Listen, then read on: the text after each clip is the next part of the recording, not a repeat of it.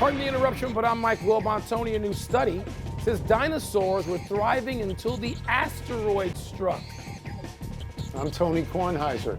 Yes, we were. Hey, speak for yourself. What? Come on. We're not you that don't think old. you're a dinosaur? We're not that old. We are that old. Are we? I'm that old. We look like Muppets. Do you ever watch this show? No. We look like Muppets. Absolutely not. Welcome to PTI, boys and girls. In today's episode, Victor Wembanyama goes for 40. Lionel Messi gets a new deal. And Booger McFarland joins us for 5 good minutes. But we begin today with gambling arrests that are rocking the NBA. Miami Heat guard Terry Rozier was arrested in Florida for his alleged involvement in helping gamblers profit from prop bets. And Portland coach Chauncey Billups was arrested in Oregon and linked to an illegal poker playing operation with ties to the mafia. The NBA immediately put them both on leave from their teams. Wilbon, what questions does this raise in your mind? Tony, I guess one big question, and that's how widespread is this? What's going to be the reveal ultimately? I mean, the NBA can conduct all the investigations it wants. It doesn't have the power of subpoena. And the FBI is going to get a lot more answers than the NBA, even if the NBA pressed hard. But let me declare some baggage for a second. When you throw Chauncey Billups' face up there, that hits close to home for me. Chauncey Billups is somebody that had a really good relationship professionally when he was a player, an important player in the NBA with the Detroit Pistons and the Nuggets. And then when Chauncey wanted to go into broadcasting, I was one of the people that he talked to early on. And he worked for this network, and we became friends, and it's been a long time. And I like and respect Chauncey Billups. And so this news is just jarring to me that allegedly Chauncey is involved in whatever this is. And I really had a hard time just sort of concentrating and reading it all, thinking, what in the world are we talking about? And so we're going to find out, I guess, what we're talking about, whether it pertains to many others, players, other coaches. What are we talking about? How widespread is it? This is a really bad look for the NBA as they start their season. Look, on these gambling types of stories, they are very complicated and they're very murky, and that is because all the sports leagues now have sports betting partners, and they encourage people to bet, including this network with ESPN Bet, including this one. So I understand betting is legal, but I don't think it's too much to ask of a player or a coach. Do not engage in this. Absolutely do not have anything to do with your own sport, and you probably shouldn't have it with any others. So that if Rozier is found to have cooperated with gamblers, if he had shaded his own performance so that people could profit on prop bets, then he should be banned for life. There's no, who's the other guy? Jonte Parker was. He should be banned for life if that's true. The complicating factor here, Mike, is that the complicating factor here is that the NBA investigated this prior to this and cleared him, which leads you to two conclusions. One, that the investigation wasn't very good, or two, like his lawyer said, this is a show arrest and it's unjust. In either case, you have to get him off the field of play at that point. As for Chauncey Billups, you have to do the same thing. He cannot be coaching while this is going on. What are the notes that I took here? Because what if it's wider, Mike? I know your relationship with him. What if it's wider? What if there's more betting, and what if he participated in? You can't have it. Right. So the appearance of it is just so heavy. The NBA needs to protect the integrity of its product. No doubt. And we will watch and see what happens. One small thing I want to add. When you bet from your phone, as everybody does now, it goes into an enormous data bank, and people can look at it and see where there are odd patterns of betting, where the red flags are. So I tend to trust these things.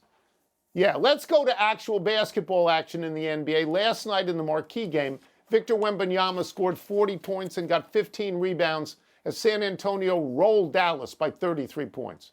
Cooper Flagg made his NBA debut in that game and said it was not great after scoring 10 points and grabbing 10 rebounds in 32 minutes. Philadelphia's top draft pick, VJ Edgecombe, scored 34 points, the most by a rookie in a debut since, Wilt Chamberlain 66 years ago. And the Sixers beat the Celtics, and Joel Embiid returned to the court in that game and looked slow, scoring only 4 points on 1 of 9 shooting. So, Wilbon, what stood out to you most from last night's results? Oh, you know this because I called you this morning and said, I do. Wembanyama. That stands out. Right. Okay, it's like last week's question. What stood out? Shohei and Wembanyama. Those are the two most exciting, dynamic, unbelievably spectacular athletes in the world right now. And watching Wembanyama last night was like watching a combination of a young Lou Alcindor, Wilt, who you already mentioned, and Akeem Olajuwon. It's unbelievable. Wembanyama put Cooper Flagg and Anthony Davis in his pocket. He went into Dallas and he trucked them. It was unbelievable what he did. I cannot wait to see him for the next game. San Antonio might be further along as a team than I thought, but Wembanyama is the answer to everything. All right, so it's one game, 1 of 82, and by next week, things could change completely. Cooper Flagg could be getting 35 points. Edgecombe could be getting 12. But as I look at this, and I knew you would feel that way about Wembanyama, so I'm going to go a different way, and I'm going to talk about Joel Embiid at the moment.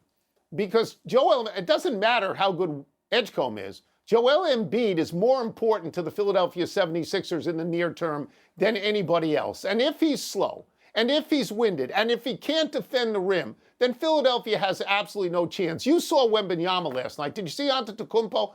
These two guys were flying. They were way above the rim. Those are the guys that Embiid has to guard, right? That's the important thing. So I want to know, when does he get into game shape? When does Embiid do that? Because you remember, Mike, a couple of years ago played 19 games. Last year played 36, or maybe we revert 31. Yeah, and he's had the same operation on his meniscus 4 different times. Four different times. Well, it's maybe Wembanyama's year, but I'm interested at the moment in looking at Embiid with a performance. I hear you on that, Tone. I love him, but I hear you. And Edgecombe. Philadelphia's got some guards now. He and Maxey. That's nice to see. Tua said yesterday that his 6'1" height may be preventing him from locating receiver Jalen Waddle as much as he'd like, to which I add parenthetically, what? How would you feel about that comment if Tua were your teammate? There's so much to unpack there. Number one, Tua should just stop talking. Like every time he says something, then we got to come on TV and all of us have to talk about it, trying to figure out what the hell is he trying to say. That's number one. Number two, if Tua is 6'1", I need to be playing in the NBA because I'm 6'7". Like there's no way Tua is 6'1". All right, if Tua is 6'1", Mike has hair, and Tony, you also got a full beard that's black. Like I can say you a lot of different things. So that's number two. Number three, understand this. Height has never been a determining factor when you play in the shotgun so much. So the fact that he's 6'1" really doesn't matter. He's in the shotgun. So you should be able to see guys down the field and throw them open. So I just think right now, every time Tua says something, it comes across as if, I'm not going to say it's not intelligent, but it comes across, he's kind of putting his foot in his mouth over and over and over. I just wish he would go out, stop throwing interception, play football, and let your play do the talking. I remember the time when we were growing up, guys, and you guys are a little older than me, but we let our actions speak loud for us. Too many times right now, these kids want to tell us what they're going to do and tell us what's happening. Just go out and show us, big guy, because right now there's a lot of turmoil in Miami, and I'm afraid that the turmoil is going to lead to a lot of people losing their jobs, and maybe the quarterback is one of them.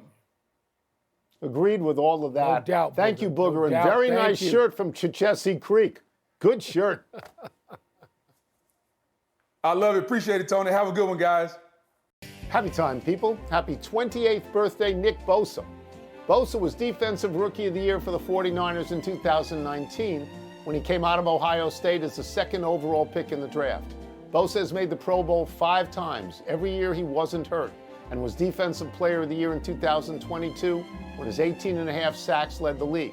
But Bosa missed 2020 with a torn left ACL, and now he's missing the last 14 games of this season because he tore his right ACL in Game 3.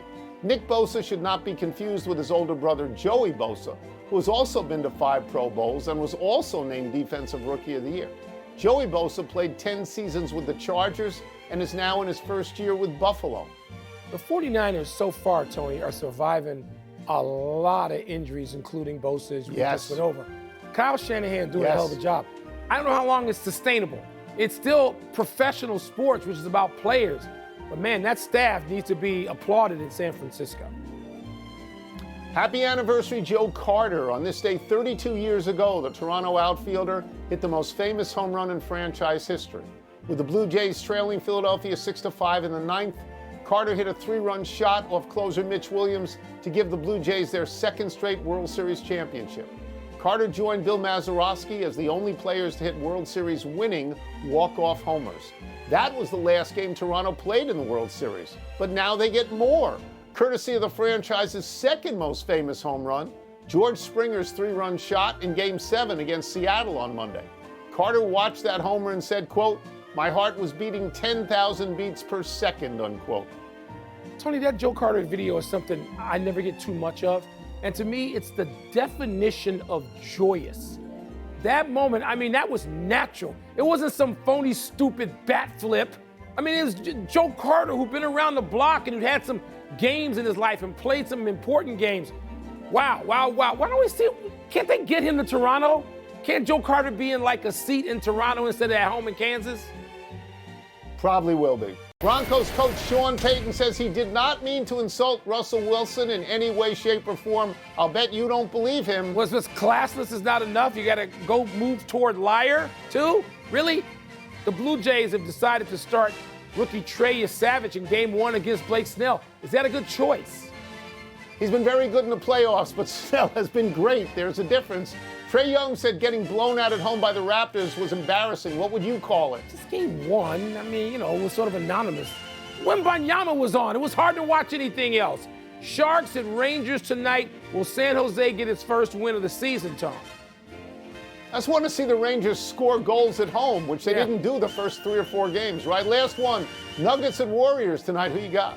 Man, you know how much I love the Warriors, but the Nuggets, if they're healthy and Jokic is out there, they're going to be hard to beat. We're out of time. We will try to do better the next time. I'm Tony Kornheiser. And I'm Mike Wilbon. Same time tomorrow, Knuckleheads. And now, your sports center.